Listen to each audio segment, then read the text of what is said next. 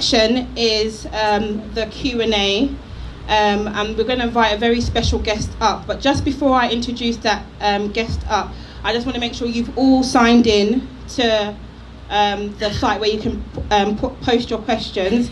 So if you go to Google or just go into your internet browser and type in sli.do, and the code, it will ask you for a code, and the code is 6706.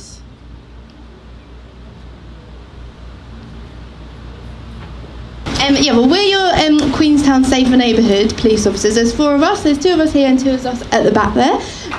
What we do is we look after the ward of Queenstown. So that's made up of Battersea Park Development, Battersea Park Power Station, and the 9 Elms Development, and it runs all the way up here to Patmore. We deal with local neighbourhood issues, antisocial behaviour issues, and we deal with a lot of drug crime as well.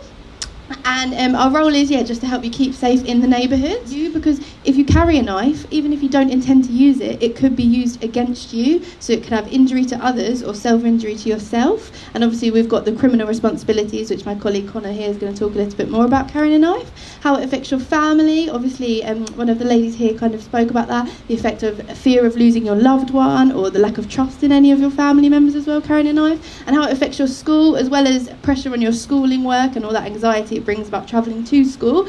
You can face school exclusion from carrying a knife, and friendships as well. That's a big one, that carrying a knife can, you might feel you have pressure to carry a knife, or Yes, regarding what people say as an excuse to carrying a knife.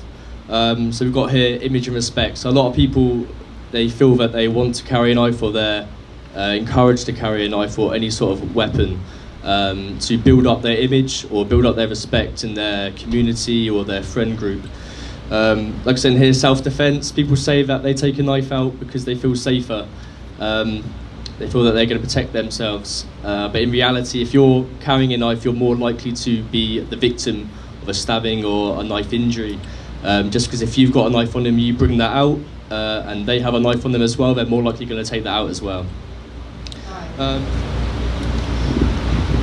Yes, exactly. So we do have 2 parts of the police, really. We have our reactive parts and our proactive officers. So if you call 999 or 101, you get put through to the response team, and they're the reactive side of the police. So they will go to the calls. So they will go to the, unfortunately, distressed mother that's just called up saying that her son's just been stabbed, and they will be there. We do have our proactive side, so we do have other units and us ourselves. So we aren't there to attend all the 999 calls. We're out on the street and hoping to prevent it from happening. So we do patrol sort of the high-risk areas, the dark areas, the areas where most of the violence or the large groups of people hang out to try to deter this. But unfortunately, when it does happen, we will be there after called. Yes, Lady Mermack. You are the glorious God. Alabara, you are the mighty God, and you are the glorious God. Let's